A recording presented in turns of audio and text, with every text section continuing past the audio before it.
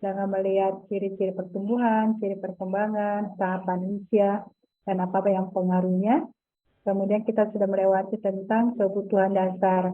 Artinya apa yang dibutuhkan anak itu untuk dia tumbuh dan berkembang sehingga tercapai harapan yang optimal. Nah, sekarang kita melihat bagaimana pertumbuhan dan tumbuh kembang anak dari bayi sampai dengan remaja. Jadi kita tidak melihat bagaimana pertumbuhan intrauterin karena itu masih ranahnya dari reproduksi. Oke, baik. Oke, kita masuk ke perkembangan. Masih ingat kemarin terminologi perkembangan, jadi bertambahnya skill, kemampuan, fungsi organ yang bersifat ya komprehensif, ya teratur, ya dapat diramalkan dan terjadi karena proses kematangan. Ya, di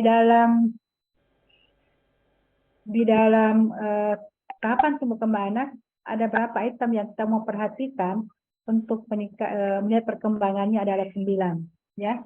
9 item yang kita perhatikan bagaimana bisa meningkatkan fungsi-fungsi secara individu, artinya kemampuan yang bisa dilihat secara aktual, secara perkembangan, misalnya dengan gerak kasarnya, bicaranya itu, ya. Jadi ada 9 ini yang kita lihat di sini adalah sensoriknya. Berarti apa yang didengar, dilihat, dirasa, diraba, dicium, itu harus dioptimalkan dan membutuhkan suatu rangsangan. Kemudian motoriknya, gerak kasar, gerak halus, ya. Lalu kognitifnya, pengetahuan, kecerdasan, komunikasi, berbahasa, emosi sosial, kemandirian, kreativitas, dan kerjasama dan kepemimpinan etika. Jadi 9 hal ini yang kita mau perhatikan.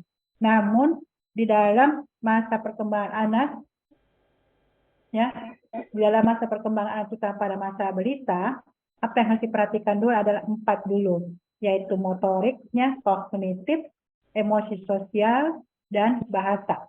Ya, kalau sensorik itu secara ini juga memang tidak dinilai, tapi itu menjadi sumber-sumber untuk memastikan untuk mengisi otak anak tersebut. Ya, oke. Apa yang menentukan?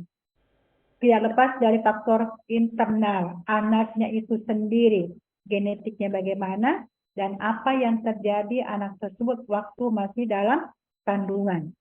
Kalau dalam kandungan terjadi gangguan, maka yang terjadi adalah apa? Kelainan kongenital atau mungkin saja sifatnya herediter. Masih ingat kemarin kuliahnya konsep dasar pertumbuhan organ palatum itu biasanya berakhir di usia berapa? Berapa minggu? Masih ingat kuliahnya kemarin?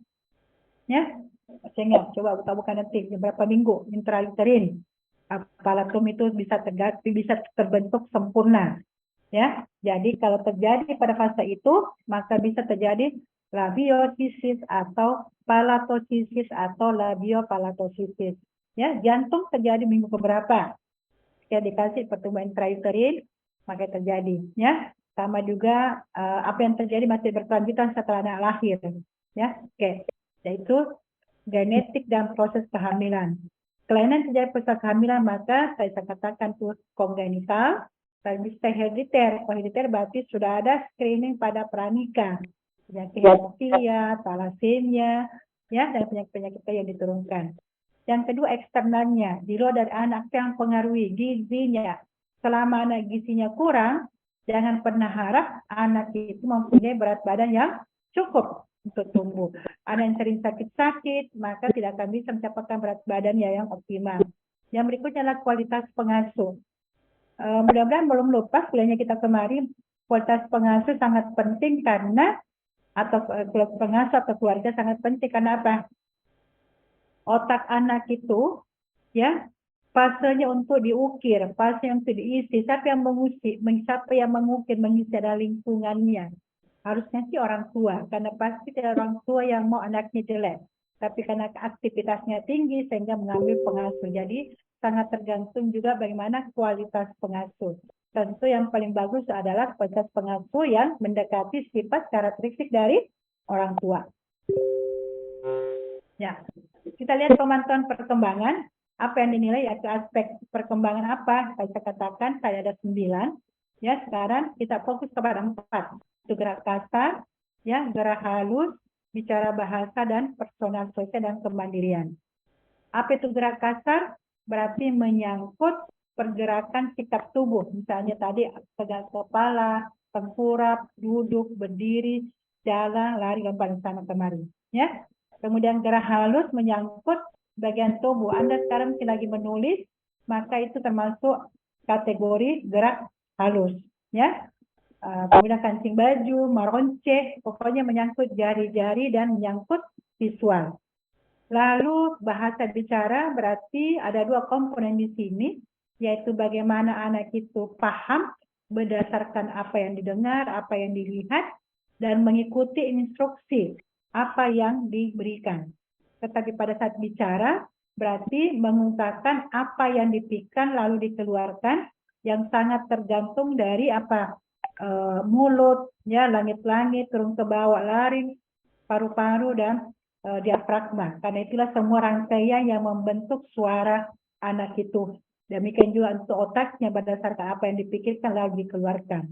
Jadi gangguan yang terjadi pada di otak untuk berpikir, kemudian gangguan untuk mengucapkan, maka bisa terjadi gangguan bahasa, apakah ekspresi saja, reseptif saja, atau dia kombinasi. Berikutnya adalah sosialisasi kemandirian, berarti mendiri dan interaksi dengan lingkungannya. Sangat penting. Bagaimana kita sekarang masih banyak melihat anak 3 tahun masih pakai popok, pamper, ya, masih 3 tahun masih disuapi. Nah, harusnya itu semua anak diajar untuk mandiri, ya, sehingga anak itu mampu melakukan dan pada saat kita nilai dia punya perkembangannya sesuai untuk usianya.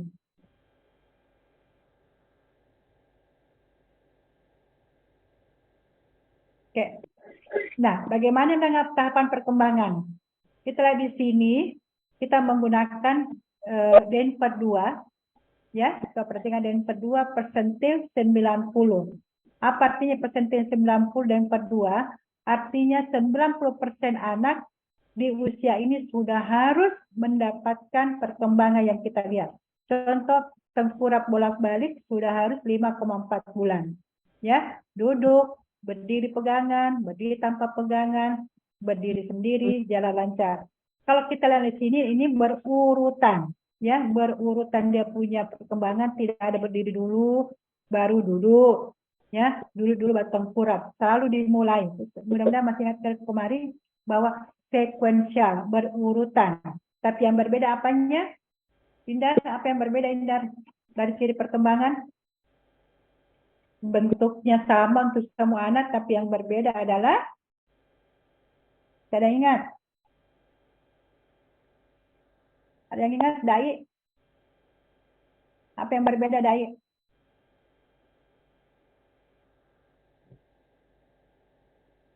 Apa yang berbeda? Yang berbeda apa? Kecepatannya. Ya, yang berbeda adalah kecepatannya. Ada mungkin anak tengkurap bolak-balik sudah 4 bulan. Ada yang sudah 6 bulan belum. Jadi yang membedakan itu. Tapi semua anak melewati urutan-urutan ini. Oke. Jadi duduk tanpa pegangan. Jadi sudah harus beda duduk mandiri 6-8 bulan. Ya, berdiri tanpa pegangan 11-6 bulan dan seterusnya. Oke. Kemudian kita lihat ini cara gambar saja. Bagaimana bayi baru lahir dia sudah bisa tengkurap, tapi kepalanya masih belum bisa diangkat secara penuh. Tapi dia bisa mampu melindunginya untuk miring supaya tidak terjadi gagal napas, ya. Kemudian kalau diangkat kepalanya, dia masih heart rate-nya positif, ini diangkat, tapi dia ada apa nih? Kepalanya tidak jatuh, dia ada usaha untuk melawan gravitasi bumi. Kemudian dalam 6-8 minggu, kepalanya sudah tegak 45 derajat, kemudian duduk tanpa dukungan, dia sudah duduk mandiri, ya. Kemudian sudah merangkak, lalu berdiri, bisa kita berdiri pegangan, kemudian berdiri sendiri, kemudian jalan sendiri. Nah, itulah urutan perkembangan anak yang kita lihat secara berurutan dan tahapan yang bisa dicapai. Kemudian kita lihat komunikasi, bahasa bicara. Dari persentil 90 Dari Denver 2, kita lihat sudah tertawa, ya 1 bulan, berteriak, mengoceh, ya. Kemudian papa, mama, ya, 3 bulan. Sudah ada 2 kata selain bapak mama, itu 16,5 bulan, ya. Kemudian bicara 6 kata, 21,4 bulan, dan bisa menunjuk gambar. Mana mata, dia tunjuk. Tuh mata. Mana kucing, dia bisa tunjuk. Ya, jadi yang menunjuk adalah reseptif, kemudian bicara bahasa adalah suara yang dikeluarkan, yang dipahami dan dikeluarkan. Lalu kita lihat di sini secara gambar bahwa anak bisa menoleh kepada sumber suara. Jadi jangan berpikir bahwa anak itu bicara nanti usia 1 tahun, ya. O A A itu juga sudah kategori bicara, ya. Jadi atau menoleh itu ya sudah bagian dari perkembangan komunikasi, ya. Nah, kita lihat di sini bayi baru lahir dia bisa menoleh ke kiri ke kanan pada sumber suara, ya. Kemudian ini A vokalisasi 3 bulan A, ya. Lalu 7 bulan dia bisa menoleh, ya, ke sumber suara, ya, dengan di sampingnya. Lalu sudah bilang dada mama, ya, dada mama, mengulang 10, ya, kata yang ini. Kemudian 10 masih suku kata, lalu kata 12 bulan minum, ya. Kalau 18 bulan sudah bisa menunjuk anggota tubuh, mana hidung, ya, jadi mana mata, betul. Jadi ini ekspresi, ini reseptif karena dia menunjuk. Kemudian 2 kata, ya, 2 kata, saya minta kue mau pergi, lalu 3 tahun sudah bisa bikin kalimat sederhana, ya. Nah, kita lihat di sini personal sosial. Personal sosial sama, jadi kita semua menilai dalam persentil 90 dengan menggunakan Denver 2. Bisa tersenyum spontan, ya. Biasanya anak yang tidak melihat biasanya tidak bisa membalas senyum spontan. Kemudian masukkan mainan kue ke mulut, usianya 6-8 bulan. Apa artinya di sini? Kapan mulai makanan pendamping ASI? Usia berapa? Halo, ada yang bisa bantu saya? Kapan mulai makanan pendamping ASI di kuliah? Mana suaranya? 6 bulan, pintar. Jadi kalau kita lihat di sini, jadi sudah mulai 6 bulan, seiring juga kemampuan anak itu secara motoriknya dia bisa memasukkan mainan kue ke mulut. Jadi jangan abaikan, biarkan anak bisa apa yang dipegang, bukan makan masuk ke mulut, tapi perhatikan apa yang dipegang itu aman, ya, karena dia memang perkembangannya masukkan mainan ke di mulut itu tercapai di 6-8 bulan. Artinya anak memang sejalan dengan kemampuan perkembangan oral motoriknya. Bisa tepuk tangan, ya, 11-4 bulan, atau melambaikan tangan itu sudah 14 bulan. Oke. Gerak halus, persentil di persentil 90 tercapai memegang mainan 39 bulan, ya. Kemudian masuk kamar yang kecangkih 29 bulan, mencoret-coret 63 bulan, dan menumpuk mainan 29 bulan, ya. Jadi mencoret-coret yang biasa orang tua keluhkan itu semua dinding kursi apa dicoret, itu wajar untuk perkembangannya, tapi mungkin orang tuanya kurang tenang karena dia merusak alat-alat rumah tangga atau mobile di rumahnya, ya. Oleh karena itu siapkan wadahnya, karena kalau anak tidak bisa mencoret-coret di 3 bulan, maka kalau perkembangan anak tersebut dikatakan dia terlambat. Ini kita lihat bagaimana personal sosialnya, emosional, dan perilakunya, ya. Menatap matanya 6 minggu, kemudian bisa makan sendiri, ya. Masukkan makanan ke mulutnya, kemudian dada, cikebok, ya, kemudian minum sendiri, ya, kemudian makan sendiri, ya. Ini bermain bohong-bohongan. Kalau dia main pura-pura tidak ada, biasanya itu miliknya anak autisme, ya. Ya. Kemudian bermain interaktif dengan teman-teman seumurannya. Ya, sudah bisa bermain solid training. Ya. Ya, itu mungkin untuk perkembangan. Sekarang kita lihat aspek di pertumbuhannya. Apa terminologi pertumbuhan? Bertambahnya ukuran, baik tingkat sel maupun tingkat organ atau kepada individu. Ya. Jadi kalau anak lahir yang dinilai adalah berat badan, panjang badan, atau tinggi badan dan lingkar kepala. Nah, ini yang diketahui dulu, apakah untuk anak indikator tumbuh atau tidak, maka kita rutin melakukan pengukuran tinggi badan, panjang badan, berat badan, lingkar kepala, dan lingkar lengan atas. Apa yang mempengaruhi pertumbuhan ini? Pertama, tidak lepas dari faktor internalnya, genetiknya. Oh, di sana posturnya tinggi-tinggi, kurus, dan sebagainya. Jadi genetik tinggi tidak bisa kita pungkiri. Sangat tergantung dari genetik kedua orang tuanya. Ya, termasuk penyakit-penyakit yang berkaitan dengan pertumbuhannya. Yang kedua adalah proses selama kehamilan. Ya, anak itu terjadi karena perkembangan pertumbuhan terganggu karena dia mengalami malnutrisi dalam kandungan atau BBLR dan sebagainya. Kemudian eksternalnya adalah nutrisi, penyakit, polusi, dan aktivitas fisik. Izinnya saya dulu.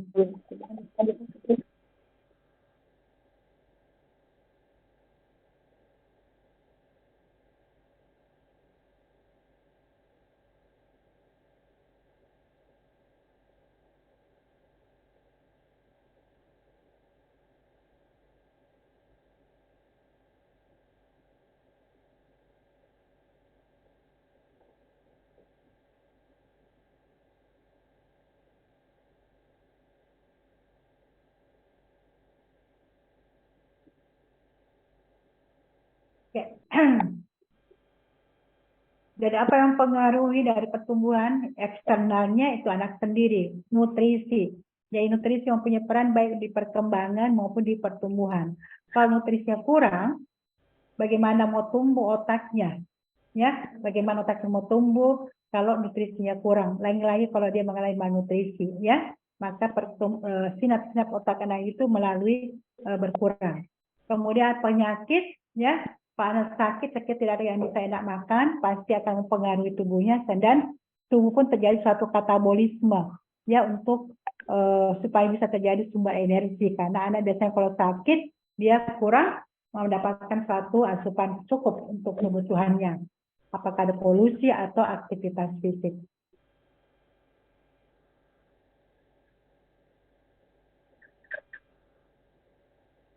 Panjang badan. Apa kita bisa di sini panjang badannya? Tapi bisa bantu saya. Deva. Mana Deva ini? Halo? Deva Putri mana? Nggak ada ya. Sri Rahayu. Deva. Ya, apa Deva, coba lihat wajahnya Deva.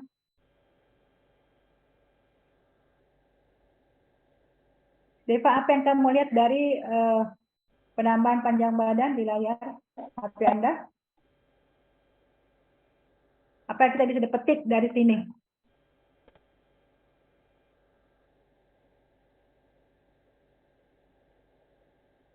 Apa bisa dipetik, Deva?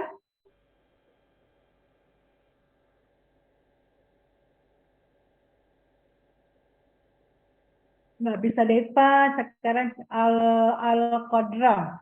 Coba Al-Qadra. Apa yang bisa dipetik sini dari penambah panjang badan? Al-Qadra.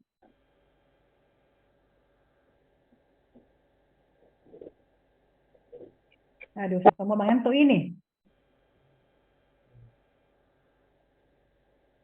Nur Hikmah. Coba Hikmah. Apa yang kamu lihat dari layar?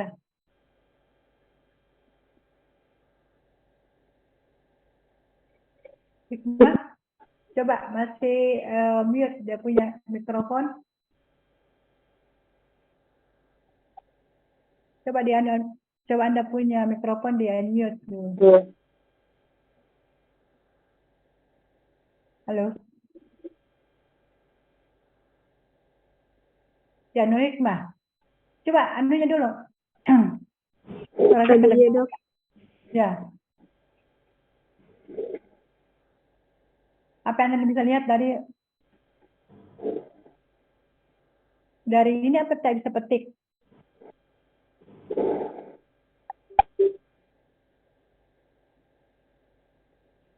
Apa yang bisa dipetik? Fajriani, Nur, Fajriani, apa Nur?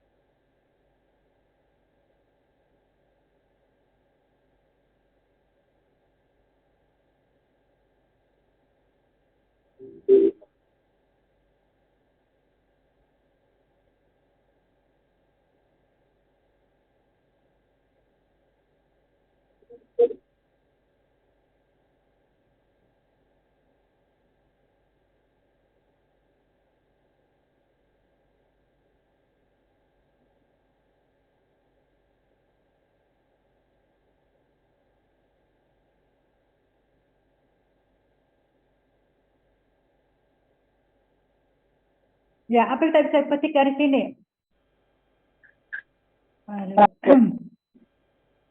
Kita lihat di sini bahwa penambahan berat badan, panjang badan dari waktu ke waktu, trimester 1, 2, dan 3, 4 itu semakin berkurang. Walaupun kemarin kita belajar bahwa pertumbuhan anak yang paling pesat terjadi 1 di intranatal, 2 masa postnatal bayi. Ini kan masa bayi, ya, semester 1, 2, 3, dan kemudian masa remaja. Jadi penambahan panjang badannya tidak sama, selalu makin hari makin menurun. Ya, mesti dihafal ini ya, nanti pada soal itu, penambahannya panjang badan masih fisiologis. Nah, akan tetapi kita bisa lihat ya, setiap individu mempunyai potensi genetik yang bisa kita hitung tergantung berapa datang teman kita.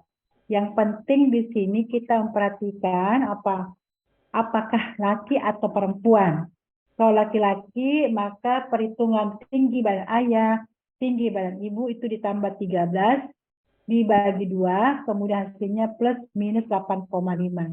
Sama juga untuk anak perempuan, tapi ini dikurangi 13, hasilnya plus minus ya 8,5. Nah, hasilnya 8,5. Jadi ada rentangan dikatakan tinggi badan seseorang berdasarkan potensi tinggi genetik dari kedua orang tuanya. Ya, saya bersyukur yang masih hidup orang tuanya, ukur sekarang tinggi badan masing-masing Ananda.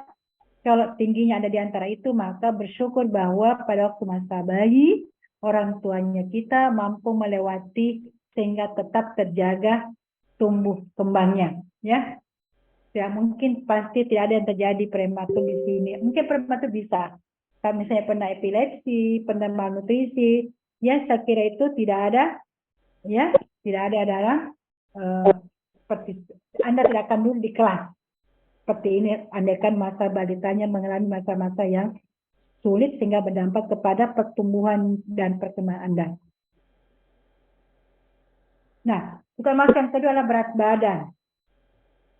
Kalau kita mendapatkan di hadapan kita seorang pasien dengan kurus atau berat badannya kurang, maka pertanyaan yang paling sering kita utamakan adalah, ya, bagaimana asupan nutrisinya? Apakah cukup atau tidak?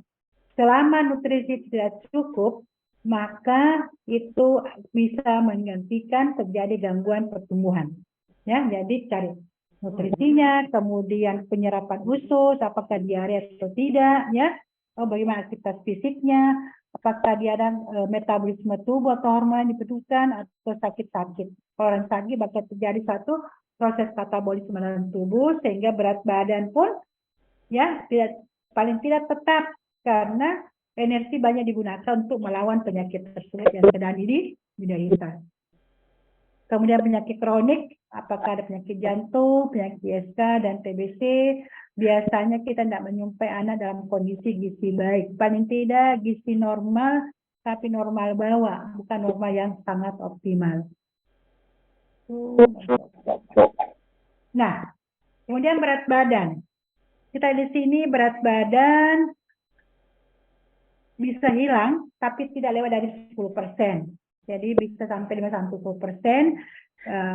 Kemudian kembali lagi nanti ke berat badan lahirnya usia 7-10 bulan. Apa artinya di sini? Mungkin saja ada satu pernyataan mengatakan ya pernyataan. Jadi kalau anak itu lahir berat badannya 10 kilo, 10 kilo, lahir dengan berat badan 3.000 gram, maka pada hari pertama, minggu pertama, berat badannya jangan kurang dari 10% kehilangannya. Ya, tidak boleh hilang 300 gram. Ya, kalau lewat 300 gram yang hilang, maka anak itu masuk kategori dehidrasi atau gangguan pertumbuhan. Paham ya? Sebaliknya, kalau dia udah 10 hari, berapa berat badannya anak ini, maka dikatakan kembali ke berat badan lain normal. Jadi tadi kita ambil 3.000 gram dia lahir, maka berat badan yang masih wajar di usia sampai dengan 7 hari, ini hari pertama kehidupan, maka berat badannya boleh turun di antara 2.500 berat badannya bisa berada antara 2.500 sampai dengan 2.500. Maaf, di sana saya lagi mengajar. Tanya di sana di pintu 1. Oh, belum masuk ke sini. Ya, jadi tadi contohnya 3.000 gram ya. Jadi berat badan anak itu tidak boleh kurang dari 2.700. Dia bisa berada antara di atas 2.700 sampai dengan 3.000. Sebaliknya, pada saat usia 7 sampai 10 hari, misalnya berat badannya usianya 8 hari, maka berapa berat badan yang masih wajar untuk anak ini, maka kembali ke berat badan normal, maka 3.000 gram. Ya, 3.000 gram untuk berat badannya ini. Kenapa kurang di sini? Boleh kurang karena pada anak lahir hilang karena kencing, BAB, ya, evaporasi kulit dan sebagainya. Kemudian ini secara kasar aja dikatakan berat badannya 2 kali didapat pada usia 4-5 bulan, jadi kalau 3 kilo lahir maka bisa jadi 6 kilo waktu 4-5 bulan. 6 kilo. 3 kali usia 1 tahun jadi 9 kilo. Ya, biasanya 4 kali dalam usia 2 tahun. Ini hanya kasar saja. Paling bagus kalau setiap anak diukur pertumbuhannya dengan menggunakan growth chart yang kita akan nanti pelajari di berikutnya. Nah, berat badan. Apa yang kita perhatikan di sini?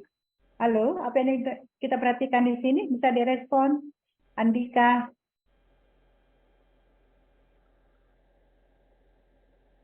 Apa Andika? Ya. Andika, apa yang kamu lihat dari layar?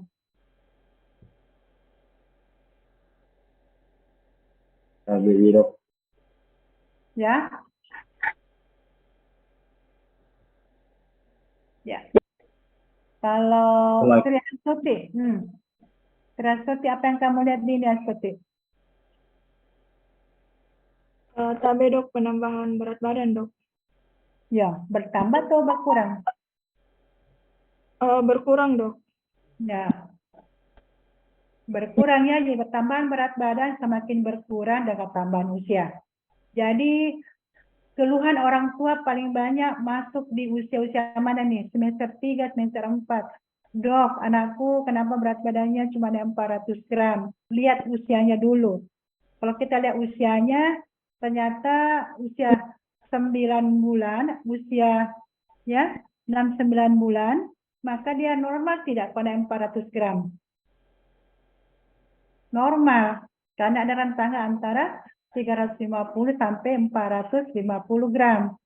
Kalau di sini di semester 1 naik 300 gram, maka tumbuh tidak. Dia tidak tumbuh, ya. Tapi bertambah berat badan tapi tidak cukup atau tidak sesuai. Jadi weight increment-nya tidak sesuai dengan untuk usianya. Ya, jadi tolong dihafal ini kenaikan berat badan untuk usianya dan berapa yang masih wajar kenaikan. Ya. Kemudian kita lihat lingkar kepala. Lingkar kepala apa di dalam isinya adalah otak. Itu menilai bagaimana volume otak. Tidak semua lingkar kepala besar itu adalah normosefal. Ya, 80% bisa menunjukkan anak normosefal, 5% bisa menunjukkan anak mental retardasi ringan, RM, atau berat dengan 7%. Jadi mungkin di sini tempatnya apa ini? Makrosefal biasa ya hidrosefalus, ya. Ada kelihatan hidrosefalus. Nah, lingkar kepala yang kecil dikatakan dia mikrosefal. Kita nanti menggunakan lembaran Milhouse untuk menilai perkembangan otak anak tersebut. Nah, di sini dikatakan riwayat kehamilan, riwayat kelahiran, dan penyakit sampai usia 3 tahun bererat kaitannya dengan retardasi mental. Kira-kira apa nih? Kita bisa kasih jawaban? Zalika, kenapa Zalika 3 tahun pertama ada riwayat kehamilan, kelahiran yang mengganggu bisa terjadi retardasi mental? Kira-kira apa, Sri Zalika? Kira-kira apa alasannya? Tadi dok dari nutrisinya. Ya, kenapa? Amalia, coba Amalia. Apa Amalia? Kenapa dikatakan sangat erat kaitannya dengan retardasi mental, gangguan intranatal, kemudian kelahiran atau perinatal, atau penyakit-penyakitnya sampai ke 3 tahun. Kira-kira kenapa?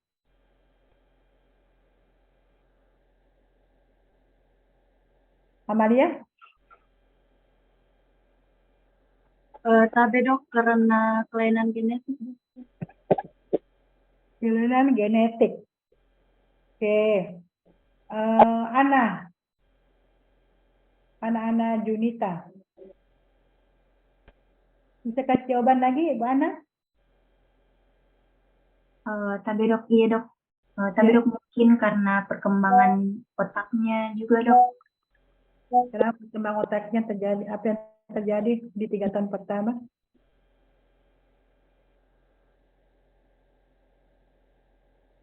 Oke. Ini siapa ini? Sari Natasha. Kenapa? Apa maksudnya ini? 3 tahun pertama sangat erat kaitannya dengan RN.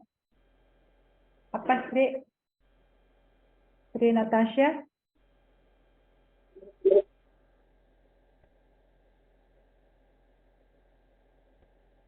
Ya. Kalau kelainan kongenital terjadi, berarti masalah di kehamilan. Kalau kelahiran, berarti bisa asfiksia. Maka kenapa ya? Karena dia masa kehamilan masih terjadi organogenesis, ya, sehingga bisa terjadi kelainan kongenital. Kelahiran apa? Asfiksia, ada takuti, ada traumalan dan sebagainya. Tadi saja ada pasien dia lahirnya 3.700 dan melahirkan di dukun. Bukan amat, melahirkan di bidan, masih di kota Makassar. Apa yang kita lihat di bayinya? Bayinya lingkar kepala yang 38, dengan usia 3 tahun, dengan sekarang usianya ini 3 tahun 8 bulan. Dengan mikro 8 cuma 38 dapat lingkar kepalanya. Ya, artinya tidak tumbuh bagus lingkar kepala anak tersebut. Apa yang terjadi pada anak tersebut adalah terjadi asfiksia yang hebat. Kenapa? Lahir semua biru mukanya. Artinya terjadi anoksia.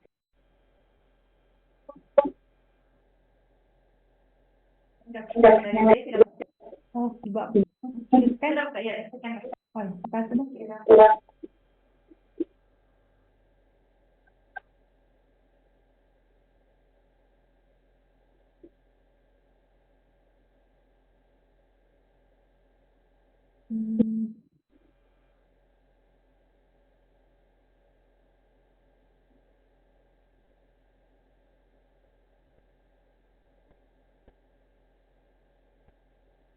Jadi kita lihat di sini perubahan ya beratnya. Tadi kalau kita lihat berat panjang badan dan berat badan, makin bertambah usia beratnya makin berkurang. Justru kalau di sini makin tambah usia beratnya makin bertambah. Tapi paling pesatnya kita lihat sampai usia 3 tahun. Kenapa 3 tahun? Kita lihat waktu lahir 400 gram. Ya, kita lihat 400 gram sehingga menjadi 1100 di usia 3 tahun. Bertambah hampir 1800. Ya, 900. Berapa tambahnya ini? 700 gram bertambah ya dalam waktu 3 tahun. Sebaliknya 3 tahun ke dewasa hanya bertambah berapa? 300 gram dalam waktu berapa nih? 3 tahun ke dewasa. Hitung sendiri ya. Oke. Lingkar kepala berarti mencerminkan volume otak, mempertimbangkan bagaimana pertumbuhan otak. Tadi saya katakan 6 bulan lingkar kepalanya itu antara 34 sampai 44 cm. Kalau tadi pasien saya gambarkan tadi, usianya 3 tahun 8 bulan, lingkar kepalanya baru 38. Ternyata riwayatnya apa? Bukan waktu ibunya hamil, karena ibunya hamil berat badan anaknya itu 3.700. Yang terjadi adalah proses waktu persalinan anak mengalami asfiksia. Mukanya semua biru. Ya, ternyata yang sekarang terjadi karena mikrosefal karena asfiksianya. Ya. Di sini kita lihat ukuran 1 tahun itu 47 cm, 2 tahun 49 cm, dewasa 54 cm. Jadi pengukuran setiap bulan sampai dengan usia 2 tahun. Kita lihat bagaimana pertumbuhan di triwulan pertama 30 gram per hari, panjang badan 35 cm per bulan, kemudian lingkar kepala 2 cm per bulan. Perkembangannya kepala, rahang, mata, refleks isap, pendengaran sudah mulai berfungsi, kemudian perkembangan posisi kepala ya sudah berfungsi dan paling bagus mendeteksi gangguan pendengaran ya. Kemudian dia sudah bisa mengenali orang tua berdasarkan apa? Penciumannya, ya, penglihatannya, suaranya. Karena anak kan belum bisa melihat dengan fokus ini orang tuanya, tapi dia mengenal orang tuanya berdasarkan sensoriknya. Mungkin saya penciumannya, dia cium-cium ini kayaknya Pak mama saya. Jadi bukan karena dia melihat, tapi karena dia belum berkembang penglihatannya, tapi dia mengenali. Kenapa mengenali? Karena paling sering kontak dengan dia, alias paling dekat dengan bondingnya, paling dekat dengan sentuhannya, kedekatannya dengan orang tuanya. Kemudian triwulan kedua kita melihat pertumbuhannya, yaitu 20 gram berkurang ya. Panjang badan tadi 3,5 menjadi 2. Lingkar kepala 1 cm per bulan. Di sini anak sudah mulai duduk, sudah bisa tengkurap, otaknya pun sudah bisa memberikan suatu memori. Triwulan ketiga tadi 30, 20, 15. Dari 2,5, satunya 1,5 dan lingkar kepala menjadi 0,5 cm. Nah, perkembangannya tentu di akhir triwulan ketiga, berarti 9 bulan, sudah ada duduk, sudah tengkurap, bolak, ya, balik tanpa dibantu, bisa mandiri, ada komunikasi yang sangat aktif, ya, karena dibutuhkan untuk bermain dengan suara-suara dan meningkatkan suara dapat berbicara, menirukan suara. Kemudian usia 1 sampai 2 tahun. Nah, tadi sudah diulangi ya, bahwa di usia 1 tahun berat badannya itu main 3 kali berat badan lahir. Jadi kalau hanya 3 kilo bisa menjadi 9 kilo. Ya. Jangan dibawanya. Kemudian 2 tahun, ya, berat badannya bisa jadi 4 kali. Jadi bisanya 12 kilo beratnya di usia 2 tahun. Kalau panjang badan itu 1,5 senti, 1,5 kali panjang badan lahir. Sekolahnya 50 cm ya bisa main 75 cm. Kalau 80 cm bisa jadi berapa ini? 40 jadi 120 cm. Itu ya berdasarkan menghitung. Nah, kemudian usia 1-2 tahun anak sudah mulai berjalan, sudah bisa mengenali organ tubuhnya, misalnya mana mata, mana hidung, telinga, bisa menunjuk. Kemudian sudah bisa mengontrol BAB dan BK jika ada perasaan dan sudah ada perasaan cemburu atau posesif. Ya, jadi tak boleh terlalu cepat ada adiknya karena itu akan menunjukkan rasa tercemburunya makin berkembang. 2 sampai 3 tahun, ya. Kita lihat apa? Berat badan tidak lagi seperti bawah 1 tahun, dia bisa sampai berapa gram, kita lihat hanya 2 kilo per tahun sampai dengan 5 tahun. Kemudian tinggi badannya 75 cm sampai 10 cm per tahun. Ya. Lalu gigi sudah 20 buah. Ya. Kemudian perkembangannya sudah bisa panjat, sering jatuh, sering menyusun kata-kata, meloncat, dapat memasukkan benda ke mulutnya, jadi bisa playgroup. Ya Allah. 3-4 tahun, naik 2 kilo per tahun, kemudian 7,5 cm per tahun, rata-rata 5-7 cm per tahun. Kemudian sudah bisa mengenai warna dasarnya merah, kuning, biru, ya, hitam, putih. Ya, sudah bisa menggambar, berceloteh, dan perkembangan sudah lebih komplit dan sudah ada persiapan masuk sekolah. Di usia 45 tahun, maka berat badannya berkisar antar 6 sampai 18 kilo, tinggi badannya yang mana adalah tinggi badan sama dengan panjang badan lahir. Ya, jadi 2 kali, kalau lahirnya 50 cm, maka di usia 45 tahun seyogyanya dia menjadi 45 cm panjang badannya. Ya. Kemudian usia sekolah. Kita lihat usia sekolah di sini 6 sampai 10 tahun, di sini atau 10 atau 6 sampai dengan 12 tahun. Di sini sudah masuk kategori juga anak usia pra-remaja atau remaja awal. Apa yang kita lihat di sini, masa sekolah, 1, pertumbuhan fisiknya bervariasi. Ya, kita lihat berat badannya lebih tinggi, kenaikan berat badannya dibanding dengan fase sebelumnya. Ya, kemudian panjang badan 6 cm atau 5 sampai 8 cm. Kelenjar limfatik mencapai puncak pertumbuhan dan gonadotropinya mulai berfungsi 12 tahun.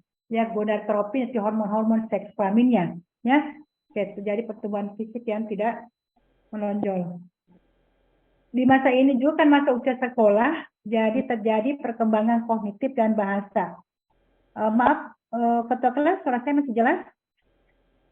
Tapi dok, jelas dok. Ya. Jadi karena ini sudah sekolah, tentu yang makin berkembang sesuai dengan di akademiknya, yaitu perkembangan kognitif dan bahasa. Jadi sudah mulai di sini mengamati, ya, berpikir berdasarkan apa yang diamati dan dipikirkan. Kemudian ada sifat memperhatikan dan menerima suatu bahasa yang berpengaruh pada aspek pengertiannya, yaitu membuat dia menjadi dorongan belajar. Kemudian keterampilan mulai muncul yang mendorong untuk menentukan pilihan. Kalau perkembangan sosial emosionalnya, usia 12 dan 10 tahun, rata-rata sudah mandiri, itu kalau dilatih orang tuanya. Kemudian sudah mulai mandiri, sudah ada pertentukan watak, sudah ada konflik anak saudaranya, dan terjadi dan tanggung jawab pada semua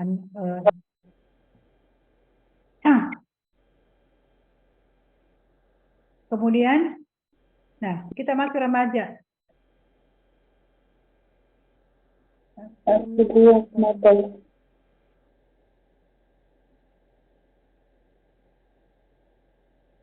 termasuk perkembangan remaja. Remaja, apa tanda-tanda remaja dulu? Saya bisa sebutkan? Fadila, Wahyu Fadila.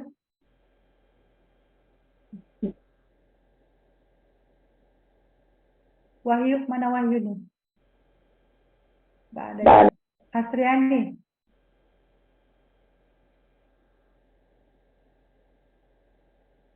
Asriani, apa tanda-tanda kematangan sekunder pada remaja?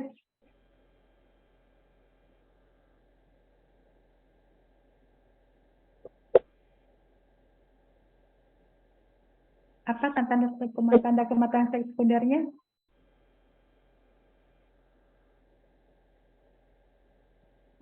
Ahmad Wirawan. Apa tanda-tanda kematangan sekunder? Itu pada remaja terjadi laki-laki dan perempuan. Yang Ya. laki-laki itu sendiri terjadi pertama itu terjadi perubahan suara, kemudian terjadi pertumbuhan rambut pada bagian alat kelamin ataupun pada axilla, kemudian terjadi pertumbuhan tulang yang pesat, kemudian juga pertumbuhan genital dan perubahan postur tubuh. Kemudian untuk pada perempuan itu seperti pertumbuhan dari payudara, kemudian pertumbuhan rambut seperti pada alat genital dan juga pada axilla, kemudian juga perubahan pada panggulnya, kemudian pertumbuhan dari genitalnya sendiri dan terjadi proses menstruasi. Oke, terima kasih sudah memaparkannya. Jadi semua Anda sebutkan itu tanda-tanda kematangan sekunder ya. Ada jakungnya, perubahan suara, ada jerawat, rambut halus ya. Jadi ada beberapa yang bisa terukur, ada yang beberapa tidak ya. Kalau laki-laki biasanya konsultasi puber ya, ada mimpi basah atau menarche pada perempuan. Nah, kita lihat di sini tanda kematangan tingkat maturasi kelamin bagi 3 ya, bagi remaja awal, remaja menengah, dan remaja akhir. Remaja awal berarti 1 sampai 2, remaja menengah 3 sampai 4, dan 5 sudah dewasa. Oke, apa yang kita bisa perhatikan di sini? Ini berarti remaja untuk perempuan. Apa yang dinilai serta terukur, kita menggunakan ini tanner ya, menggunakan alat dengan tanner. Apa yang terukur? Rambut pubis, kemudian payudaranya. Ya, kalau pra-adolesen berarti belum ada perubahan secara organik, kita lihat dari anak tersebut. Kalau masuk secara remaja masuk tahap 1. Tapi kalau sudah masuk tahap 2, maka rambut pubisnya sudah mulai kriwil, ada perubahan warna, dan masih ada di permukaan medial dari labium. Ya, tambah usia, tambah jeratnya, tambah lebih kriwil, kemudian lebih berpusat ya, memulai ini, kemudian jumlahnya pun semakin meningkat ya. Kemudian course ya, abundan, but among less than, jadi sudah mulai banyak, tetapi tidak seberat untuk usia yang dewasa. Atau kita lihat di fase 5, jadi terutama pada triangle feminin, yaitu dari segitiga di hidung, ya biasanya kita bikin segitiga atau di kelaminnya.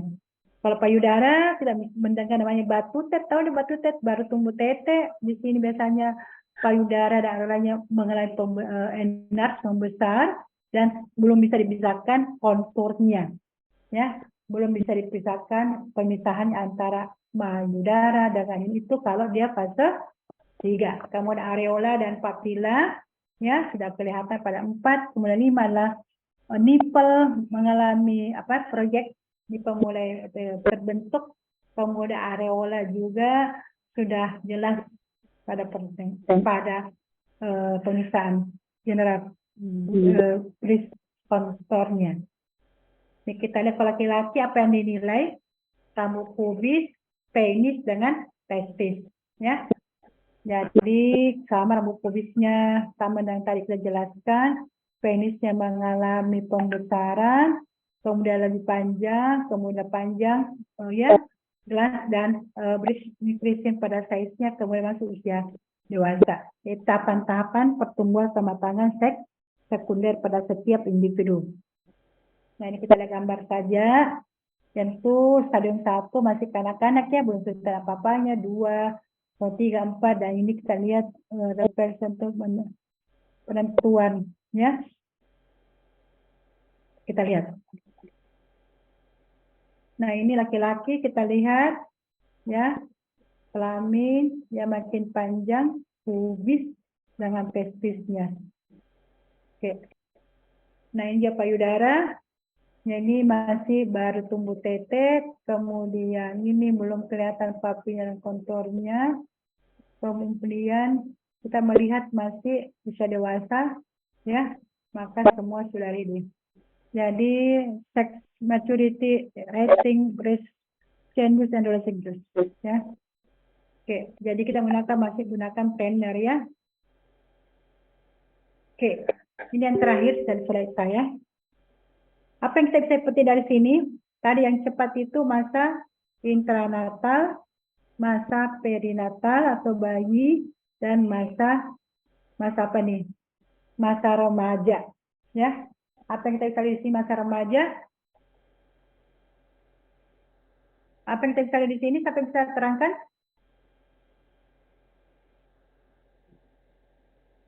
Ada yang bisa terangkan di sini? Coba Anda fokus dari PHP, peak height velocity, kecepatan puncak kecepatan tinggi. Coba siapa bisa baca? Bacakan saya arti dari slide ini.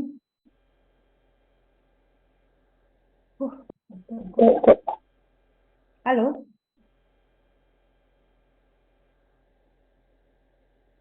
Febrianti. Apa Febrianti kok bisa baca dari ini? Rosa Febrianti. Ada iya dok. Apa yang kita bisa petik?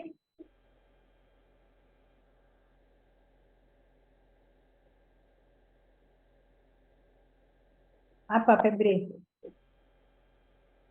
Apa yang kita petik dari sini?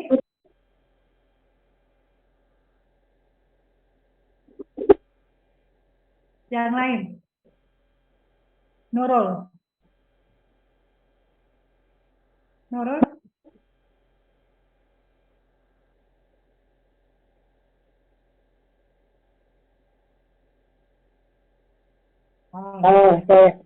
Jadi ini melihat bagaimana kecepatan tumbuh antara laki-laki dengan perempuan. Ya, di sini yang B adalah perempuan, yang A adalah laki-laki. Nah, tadi waktu masih stadium 1 berarti belum masuk usia, belum ada praadolesen. Jadi kematangan seks sekundernya itu belum kelihatan.